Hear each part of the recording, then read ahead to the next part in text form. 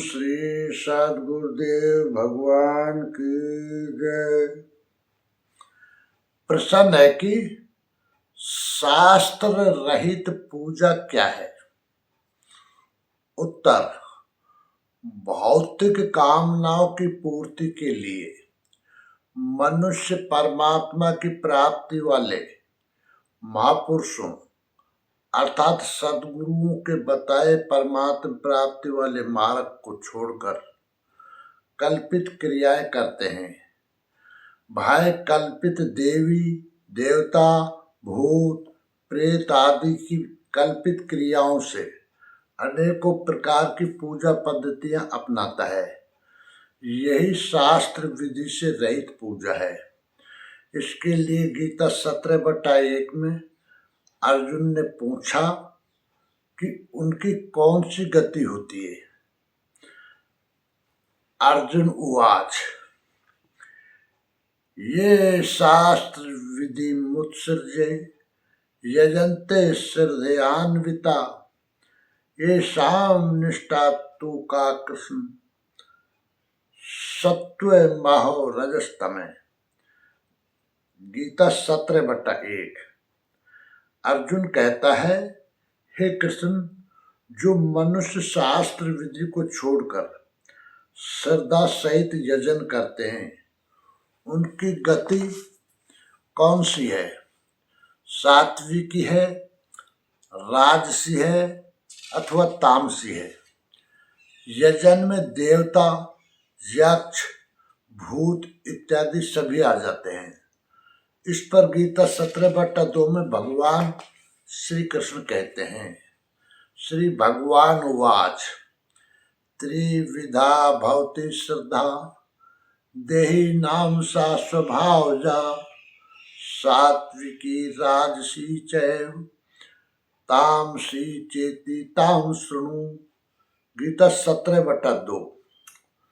अध्याय 2 में योगेश्वर ने बताया कि अर्जुन, इस योग में निर्धारित क्रिया एक ही है। अविवेकियों की बुद्धि अनंत शाखाओं वाली होती है, इसलिए वे अनंत क्रियाओं का विस्तार कर लेते हैं। दिखावटी शोभायुक्त वाणी में उसे व्यक्त भी करते हैं। उनकी वाणी की छाप जिनके चित्त पर पड़ती है, अर्जुन, उनकी भी बुद्धि नष्ट हो जाती है, न कि कुछ पाते हैं। ठीक इसी की पुनरावृत्ति यहाँ पर भी है कि जो शास्त्र विधि मुत्सृजे, शास्त्र विधि को त्याग कर भजते हैं, उनकी श्रद्धा भी 3 प्रकार की होती है।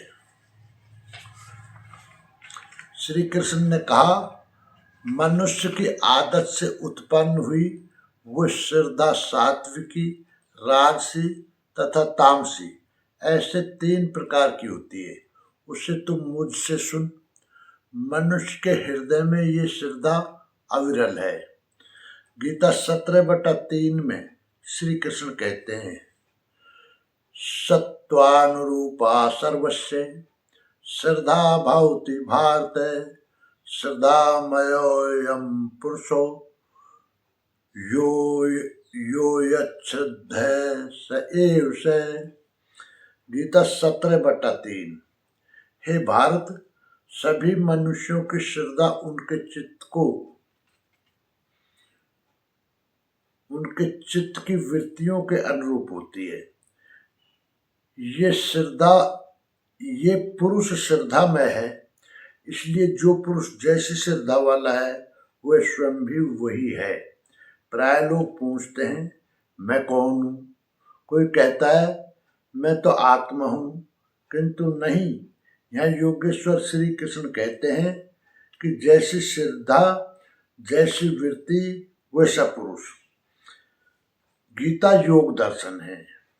महर्षि पतंजलि भी योगी थे, उनका योग दर्शन है। योग है क्या? उन्होंने बताया, योगश्चित्त वृत्ति निरोध है। योग दर्शन 1/2। चित्त की वृत्तियों का सर्वथा रुक जाना योग है। किसी ने परिश्रम करके रोक ही लिया तो लाभ क्या है? तदा दृष्टु स्वरूप अवस्थानम, योग दर्शन 1/3। उस समय ये दृष्टा जीवात्मा अपने शाश्वत स्वरूप में स्थित हो जाता है। क्या स्थित होने से पूर्व ये मलिन था? पतंजलि कहते हैं वृत्ति सारूपे मित्रात्र, योग दर्शन 1/4। दूसरे समय में जैसा वृत्ति का रूप है वैसा ही वो दृष्टा है।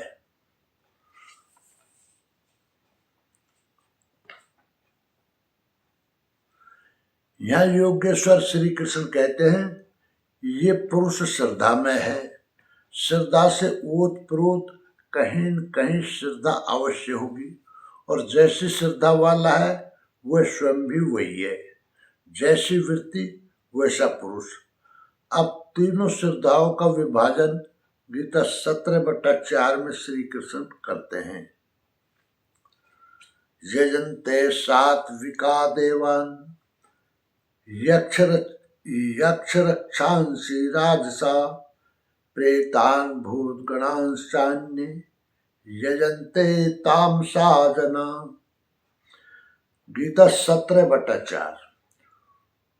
उनमें से सात्विक पुरुष देवताओं को पूजते हैं, राजस पुरुष यक्ष और राक्षसों को पूजते हैं, तथा अन्य तामस पुरुष प्रेत और भूतों को पूजते हैं। वे पूजन में अथक परिश्रम भी करते हैं।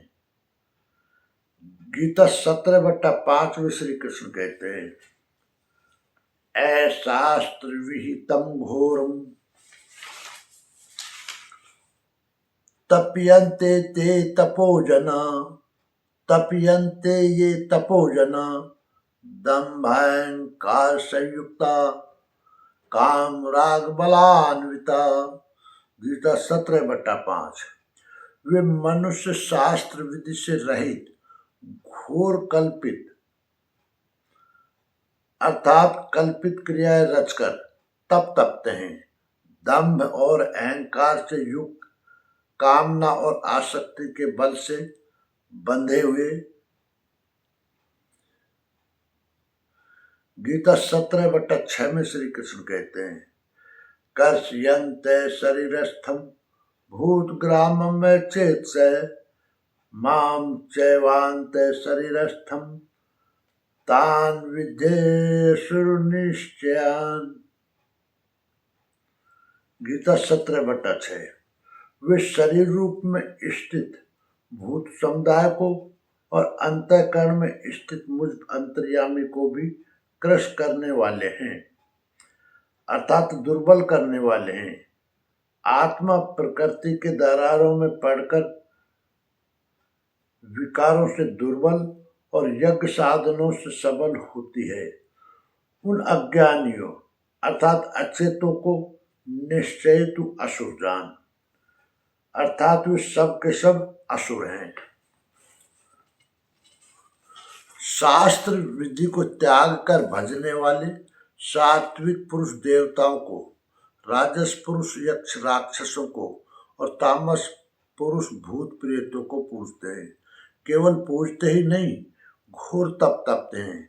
किंतु अर्जुन शरीर रूप से भूतों को और अंतर्यामी रूप से स्थित मुझ परमात्मा को दुर्बल करने वाले हैं। मुझसे दूरी पैदा करते हैं, न कि भजते हैं। उनको तू असुर जान, अर्थात देवताओं को पूजने वाले भी असुर ही हैं। इससे अधिक कोई क्या कहेगा? अतः जिसके ये सभी अंश मात्र हैं, उन मूल एक परमात्मा का भजन करें। इसी पर योगेश्वर श्री कृष्ण ने बारंबार बल दिया है।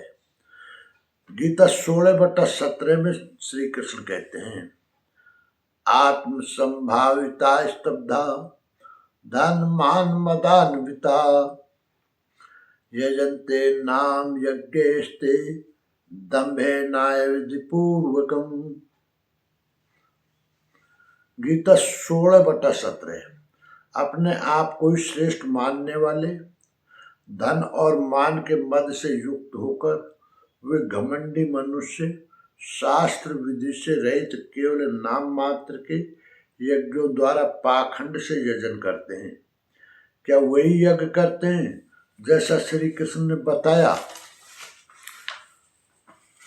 नहीं, उस विधि को छोड़कर करते हैं, क्योंकि विधि योगेश्वर ने स्वयं बताई है। गीता अध्याय 4/24 से 33 तक तथा गीता अध्याय 6/10 से 17 में।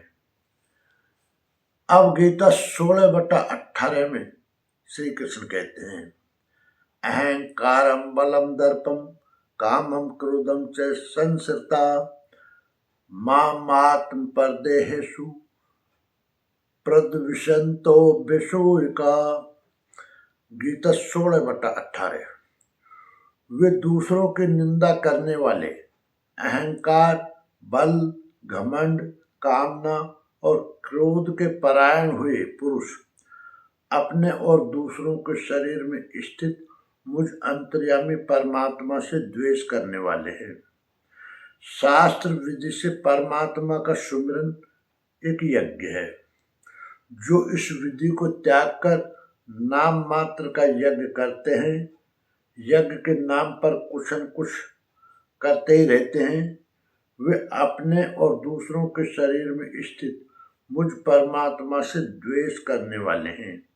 लोग द्वेष करते ही रहते हैं और बच भी जाते हैं। क्या वे भी बच जाएंगे? इस पर गीता 16/19 में श्री कृष्ण कहते हैं, नहीं। तान हम द्विषतय कुरान संसारेषु नराधमान छिपा में जस्रम शुभान आश्रिष्व योनिषु। मुझसे द्वेष करने वाले उन पापाचारी, क्रूरकर्मी, नराधमों को मैं संसार में निरंतर आश्रय योनियों में ही गिराता हूँ। जो शास्त्र विधि को त्याग कर यजन करते हैं वे पाप योनि हैं, वही मनुष्यों में अधम है। इन्हीं को क्रूरकर्मी कहा गया, अन्य कोई अधम नहीं है। पीछे कहा था, ऐसे अधमों को मैं नरक में गिराता हूँ। उसी को यहाँ कहते हैं कि उन्हें अजस्र आश्रय योनियों में गिराता हूँ। यही नरक है। साधारण जेल की यातना भयंकर होती है और यहाँ अनवरत आश्रय योनियों में गिरने का क्रम कितना दुखद है। अतः दैवी संपद के लिए प्रियतनशील रहना चाहिए। गीता 16/20 में श्री कृष्ण कहते हैं, आश्रिम योनिमापन्ना मूढ़ा जन्मनि जन्मनि माम प्राप्य कौन्ते ततो यान्ते धमाम गतिम। गीता 16/20। कौन्ते, मूर्ख मनुष्य जन्म जन्मांतरों तक आश्रय योनि को प्राप्त हुए मुझे न प्राप्त होकर पहले से भी अति नीच गति को प्राप्त होते हैं, जिसका नाम नरक है। निष्कर्ष यह है कि अर्जुन के प्रश्न करने पर श्री कृष्ण ने कहा, मनुष्य की आदत से उत्पन्न हुई वह श्रद्धा सात्विकी, राजसी तथा तामसी ऐसे 3 प्रकार की होती है। मनुष्य के हृदय में यह श्रद्धा अविरल है। सभी मनुष्यों की श्रद्धा उनके चित्त की वृत्तियों के अनुरूप होती है। इसलिए जो पुरुष जैसी श्रद्धा वाला है वह स्वयं भी वही है। उनमें से सात्विक पुरुष देवताओं को अर्थात दैवी संपद अर्जित करते हैं। राजस पुरुष यक्ष और राक्षसों को पूजते हैं तथा अन्य तामस पुरुष प्रेत और भूतों को पूजते हैं। वे पूजन में अथक परिश्रम भी करते हैं। वे मनुष्य शास्त्र वे मनुष्य शास्त्र विधि से रहित घोर कल्पित तप तपते हैं। दंभ और अहंकार से युक्त, कामना और आसक्ति के बल से बंधे हुए वे शरीर रूप में स्थित भूत समुदाय को अर्थात प्राणियों को और अंतःकरण में स्थित मुझ अंतर्यामी को भी कृश अर्थात दुर्बल करने वाले हैं। उन अज्ञानियों को निश्चय ही तू असुर जान। अपने आप को ही श्रेष्ठ मानने वाले, धन और मान के मद से युक्त होकर वे पाखंड व घमंडी मनुष्य शास्त्र विधि से रहित केवल नाम मात्र के यज्ञों द्वारा पाखंड से यजन करते हैं। वे दूसरों की निंदा करने वाले, अहंकार, बल, घमंड, कामना और क्रोध के परायण हुए पुरुष अपने और दूसरों के शरीर में स्थित मुझ अंतर्यामी परमात्मा से द्वेष करने वाले हैं। मुझसे द्वेष करने वाले उन पापाचारी, क्रूरकर्मी नरमदमों को मैं संसार में निरंतर आश्रय योनियों में ही गिराता हूँ। कौन्ते, मूर्ख मनुष्य जन्म जन्मांतरों तक आश्रय योनि को प्राप्त हुए मुझे ने प्राप्त होकर पहले से भी अति नीच गति को प्राप्त होते हैं, जिसका नाम नरक है। प्रश्न पूरा हुआ। संपूर्ण जानकारी के लिए देखें परम पूज्य योगेश्वर स्वामी श्री अड़गड़ानंद जी महाराज की व्याख्या यथार्थ गीता। ओम श्री सद्गुरुदेव भगवान की जय।